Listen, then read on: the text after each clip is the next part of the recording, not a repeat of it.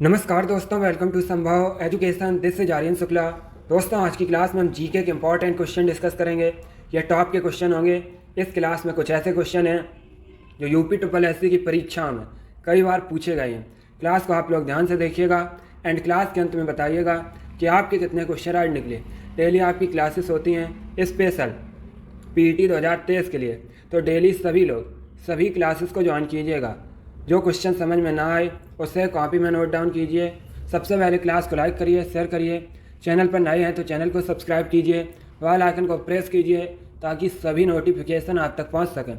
चलिए शुरू करते हैं आज की क्लास। क्वेश्चन नंबर फर्स्ट के लिए आंसर करिए। अच्छा क्वेश्चन है, इंपॉर्टेंट क्वेश्चन है। आपको बताना है महावीर के प्रथम शिष्य कौन थे। बताइएगा महावीर के प्रथम शिष्य कौन थे। ऑप्शन दिए गए हैं, पहले ध्यान से ऑप्शन पढ़िए, उसके बाद ही आंसर करिएगा। महावीर दोस्तों जैन धर्म के 24वें तीर्थंकर हैं। यह क्वेश्चन एग्जाम में पूछा जाता है कि जैन धर्म के 24वें तीर्थंकर कौन है, तो महावीर हैं। यह क्वेश्चन और एसएससी जीडी की परीक्षा में पूछा गया था कि महावीर का जन्म कहाँ पर हुआ था। तो दोस्तों इनका जन्म कुंडग्राम में हुआ था। अब आप लोग बताइएगा इनके प्रथम शिष्य कौन थे। आंसर करिए क्वेश्चन नंबर फर्स्ट के लिए। गुड। तो का मत लगाइए, पहले ऑप्शन को ध्यान से पढ़िए, उसके बाद ही आंसर करिएगा। बहुत अच्छे दोस्तों, good.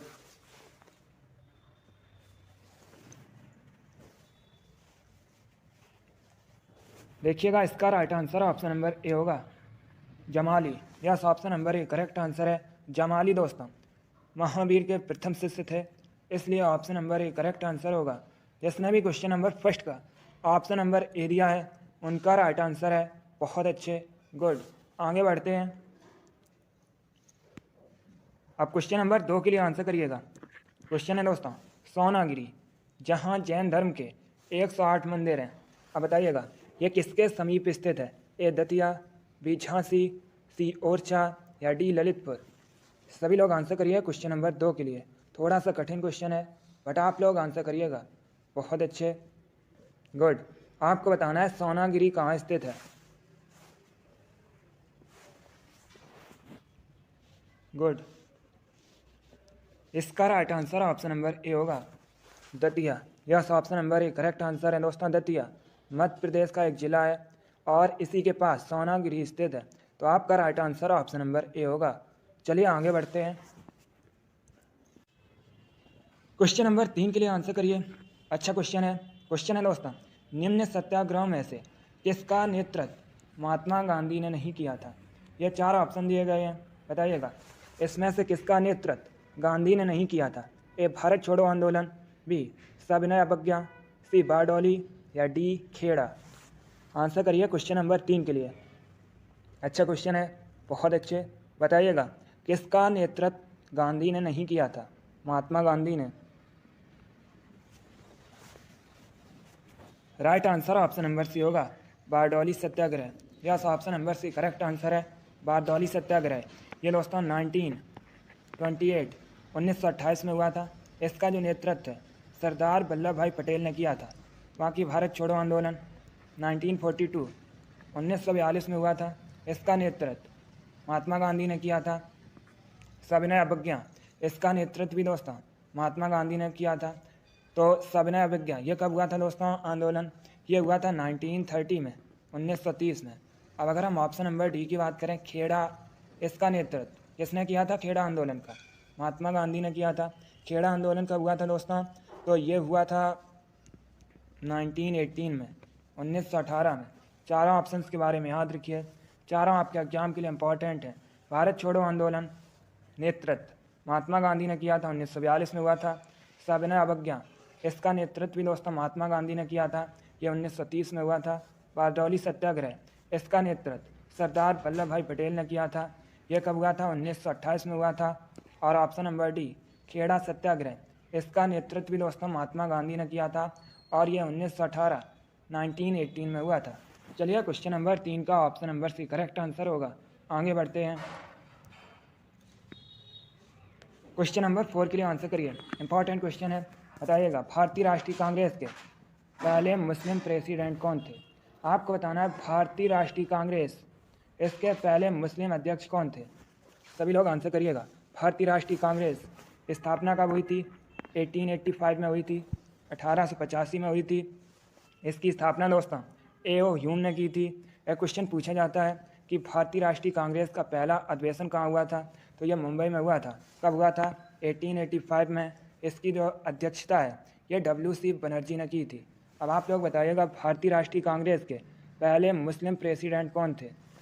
Right answer option number D होगा, Badruddin Tyab ji. Yes, option number D correct answer होगा।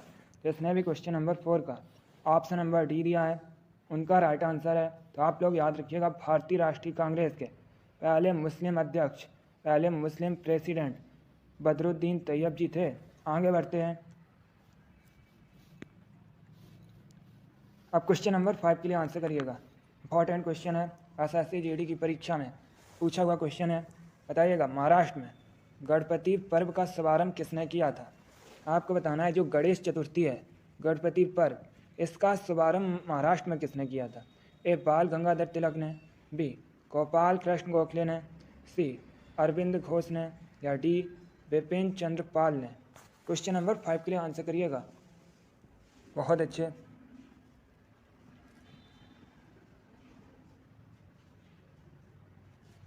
इसका राइट आंसर होगा ऑप्शन नंबर ए, बाल गंगाधर तिलक ने। Yes, option number A correct answer है। महाराष्ट्र में गणपति पर्व का शुभारंभ बाल गंगाधर तिलक ने किया था। आगे बढ़ते हैं। क्वेश्चन नंबर 6 के लिए आंसर करिए। अच्छा क्वेश्चन है, इंपॉर्टेंट क्वेश्चन है। बताइएगा निम्न में से कौन सा एक सम्मिलित नहीं है? ये 4 ऑप्शन दिए गए हैं। अब आपको बताना है कौन सा ऑप्शन गलत है। ए. बिहू असम, बी. ओणम आंध्र प्रदेश, सी. पोंगल तमिलनाडु, या डी. बैसाखी पंजाब। बताइएगा कौन सा ऑप्शन गलत है। सभी लोग आंसर करिए।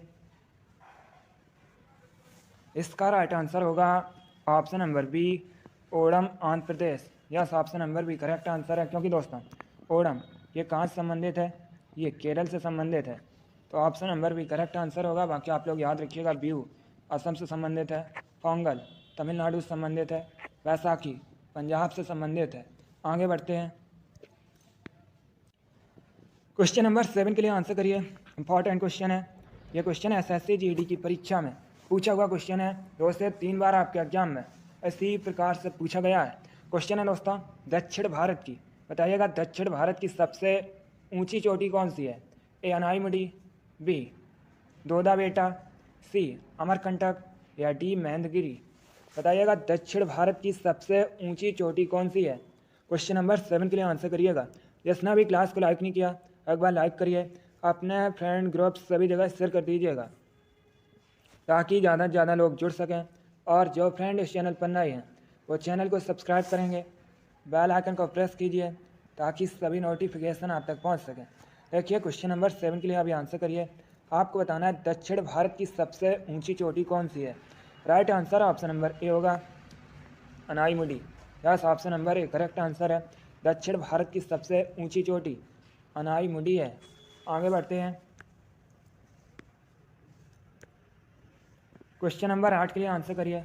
बताइएगा भारत में सोयाबीन का उत्पादन सबसे अधिक कहाँ पर होता है? क्वेश्चन है दोस्तों भारत में सबसे बड़ा सोयाबीन उत्पादक राज्य कौन सा है? ए. छत्तीसगढ़, बी. मध्य प्रदेश, सी. महाराष्ट्र, या डी. उत्तर प्रदेश। चलिए क्वेश्चन नंबर 8 के लिए आंसर करिए। आपको बताना है भारत में सबसे अधिक सोयाबीन का उत्पादन कहाँ पर होता है? गुड, भारत में सोयाबीन का अग्रणी उत्पादक है। Correct answer option number B होगा, Madhya Pradesh. Yes, option number B correct answer है। मध्य प्रदेश में दोस्तों सबसे अधिक सोयाबीन का उत्पादन होता है। तो आपका right answer option number B होगा। इसीलिए मध्य प्रदेश को भारत में सोया प्रदेश के नाम से भी जाना जाता है। दोस्तों अब अगर हम मध्य प्रदेश की बात करें, मध्य प्रदेश की राजधानी भोपाल है। वर्तमान में मध्य प्रदेश के मुख्यमंत्री शिवराज सिंह चौहान हैं। मध्य प्रदेश को भारत का हृदय भी कहा जाता है। किसने कहा था? पंडित जवाहरलाल नेहरू ने। पंडित जवाहरलाल नेहरू दोस्तों भारत के पहले प्राइम मिनिस्टर थे। चलिए क्वेश्चन नंबर 8 का ऑप्शन नंबर भी करेक्ट आंसर होगा। भारत में सबसे अधिक सोयाबीन का उत्पादन मध्य प्रदेश में होता है। आगे बढ़ते हैं। अब आंसर करिए क्वेश्चन नंबर 9 के लिए। हिस्ट्री संबंधित क्वेश्चन है। क्वेश्चन है दोस्तों सेल्यूकस निकेटर को किसने पराजित किया था?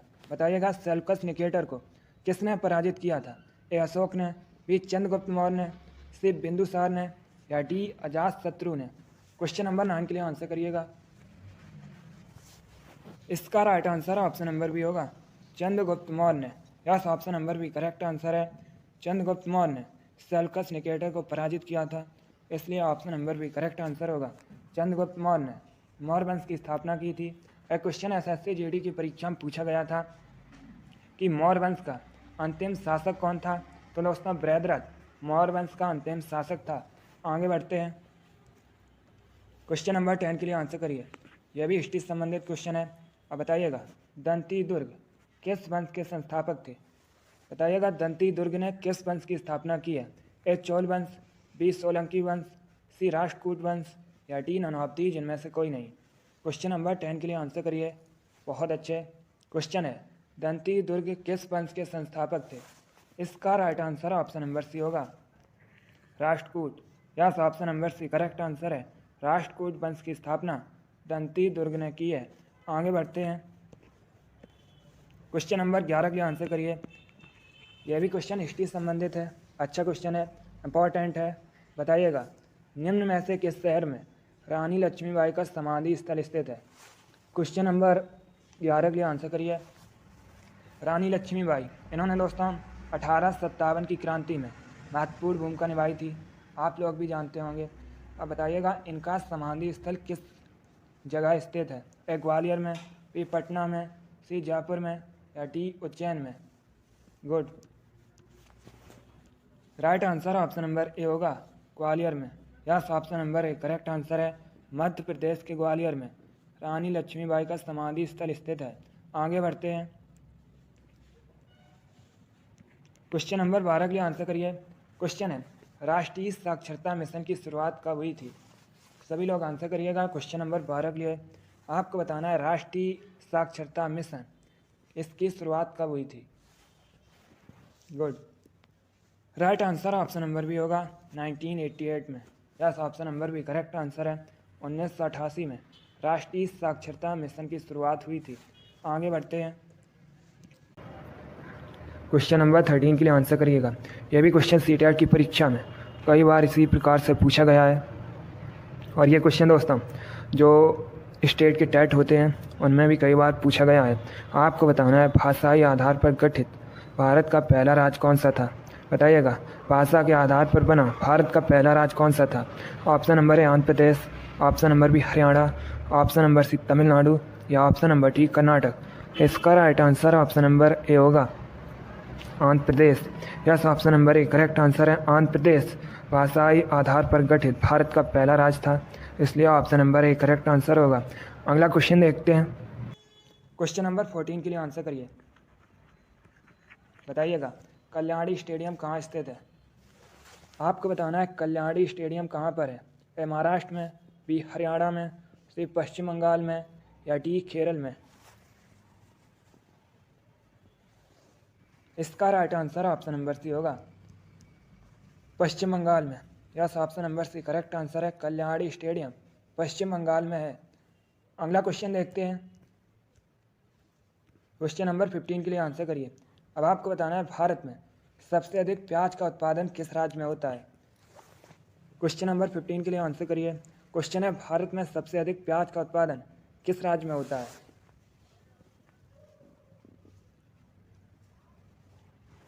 इसका right answer option number A होगा महाराष्ट्र में। Yes, option number A correct answer है दोस्तों। प्याज का सबसे अधिक उत्पादन महाराष्ट्र में होता है, इसलिए option number A correct answer होगा। उत्तर प्रदेश में सबसे अधिक गन्ने का उत्पादन होता है। और एक क्वेश्चन आपके एग्जाम में पूछा हुआ क्वेश्चन है कि सबसे अधिक भारत में मूंगफली का उत्पादन कहाँ पर होता है? तो ये दोस्तों गुजरात में होता है। तीनों ऑप्शन आपके एग्जाम के लिए इंपॉर्टेंट है। क्वेश्चन नंबर 15 का option number A correct answer होगा। आगे बढ़ते हैं, क्वेश्चन नंबर 16 के लिए आंसर करिएगा। बताइएगा नंद वंश का अंतिम शासक कौन था?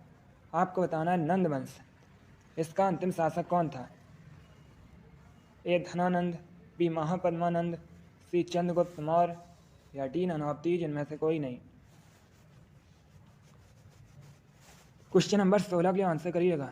इसका right answer option number A होगा Dhanananda. Yes, option number A correct answer है धनानंद। नंद वंश का अंतिम शासक था। तो आपका right answer option number A होगा।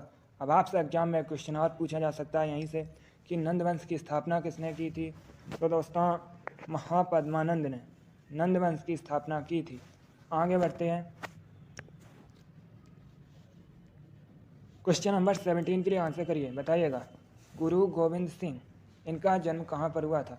गुरु गोविंद सिंह ये दोस्तों सिख धर्म के 10वें गुरु हैं। अब बताइएगा इनका जन्म कहाँ पर हुआ है। गुड, इसका right answer option number A होगा पटना में। Yes, option number A correct answer है दोस्तों पटना में गुरु गोविंद सिंह का जन्म हुआ था। तो आपका right answer option number A होगा पटना। वर्तमान में बिहार की राजधानी है पटना दोस्तों, गंगा नदी किनारे बसा है। एक क्वेश्चन और पूछ लेते हैं एग्जाम में कि पटना का प्राचीन नाम, एंशिएंट नेम क्या है। पाटलिपुत्र दोस्तों पटना का प्राचीन नाम है। आगे बढ़ते हैं। क्वेश्चन नंबर 18 के लिए आंसर करिए। यह भी क्वेश्चन है SSC GD की परीक्षा में पूछा हुआ क्वेश्चन है। लोकटक लेक, लोकटक झील कहाँ है। ए तेलंगाना में, बी मणिपुर में, सी उत्तर प्रदेश में, या डी गुजरात में। आपको बताना है लोकटक झील कहाँ पर है। साथ में आप लोग आंसर भी डालिएगा। गुड, इसका राइट आंसर ऑप्शन नंबर भी होगा मणिपुर में। यस, ऑप्शन नंबर भी करेक्ट आंसर है। लोकटक झील दोस्तों मणिपुर में है, इसलिए आपका राइट आंसर ऑप्शन नंबर भी होगा। आगे बढ़ते हैं। क्वेश्चन नंबर 19 के लिए आंसर करिए। क्वेश्चन है भारत में ब्लू सिटी के नाम से किसे जाना जाता है। आपको बताना है ब्लू सिटी के नाम से किसे जाना जाता है। ए जोधपुर को, बी जयपुर को, सी मुंबई को, या डी नन ऑफ दीज इनमें से कोई नहीं।